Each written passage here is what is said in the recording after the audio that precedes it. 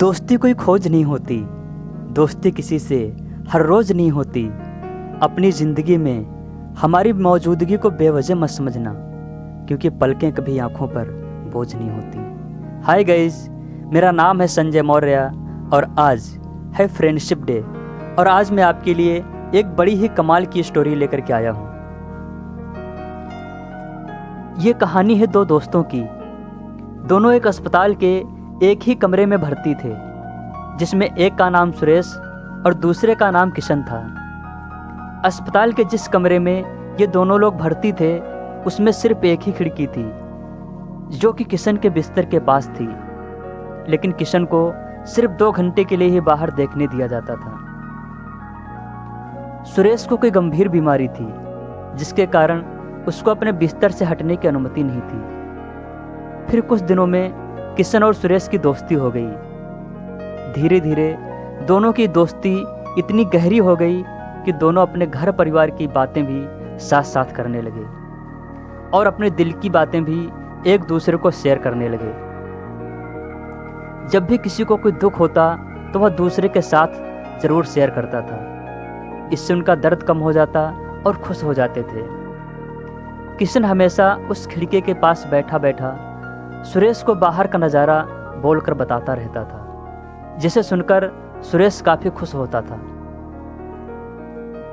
किशन हमेशा उसे बताता था कि आज बगीचे में कितने लोग घूम रहे हैं, मंदिर में आज कोई आयोजन हो रहा है, पास के स्कूल में बच्चे क्या कर रहे हैं और बाहर का मौसम कैसा है। इन सभी के बारे में सुरेश को बताता रहता था। सुरेश अपने जीने की उम्मीद खोता जा रहा था। सुरेश ये सब सुनकर बहुत ही खुश हो जाता और अपनी बीमारी को वो धीरे धीरे भूलने लगा। जब भी किशन उसे बाहर के नज़ारे के बारे में बताता तो वह इतना खुश हो जाता कि उसे लगता ही नहीं था कि वह सुन रहा है। उसे लगता था कि वो सच में उस नज़ारे को अपनी आंखों से देख रहा है। किशन हमेशा सुरेश को सकारात्मक बातें ही बताता था, जिससे कि सुरेश पर अच्छा प्रभाव पड़े। नकारात्मक बातें इसलिए नहीं बताता था कि कहीं सुरेश उसे सुनकर मायूस न हो जाए। दोनों दोस्तों के बीच दोस्ती इतनी हो गई थी कि वे अपनी सभी बातें एक दूसरे को बताने लगे थे। ये सिलसिला काफ़ी दिनों तक चलता रहा। किशन सुरेश को बाहरी रंगीन दुनिया का नज़ारा बताता और सुरेश बहुत खुश होता था। फिर एक दिन अचानक किशन की मौत हो जाती है। इसकी खबर जब सुरेश को पड़ती है तो वह बहुत दुखी होता है और उसे याद करने लगता है। जब नर्स किशन को वहाँ से हटा रही थी तो सुरेश ने उस नर्स से उस विंडो वाले बिस्तर के लिए अनुरोध किया। तो नर्स ने कहा कि तुम्हें यह बिस्तर क्यों चाहिए।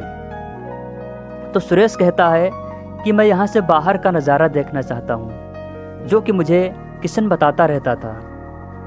लेकिन जब सुरेश उस खिड़की से बाहर देखता है तो उसे कुछ भी दिखाई नहीं देता है, क्योंकि वहाँ पर एक दीवार खड़ी की हुई थी। वहाँ कोई मंदिर नहीं था, पार्क में खेलते बच्चे नहीं थे, पास में कोई स्कूल नहीं था। किशन सुरेश को जो कुछ भी बताता था वहाँ पर कुछ भी नहीं था। किशन वो सब सुरेश को इसलिए बताता था क्योंकि सुरेश वो सब सुनकर खुश होता था और अपनी बीमारी को धीरे धीरे भूल रहा था। वो सिर्फ सुरेश की हिम्मत बढ़ाता था और उसके मरने की उम्मीद को कम करता था, जिससे कि उसे एक नई जिंदगी मिल सके। दोस्तों, छोटी सी कहानी हमें बहुत बड़ी बात सिखाती है।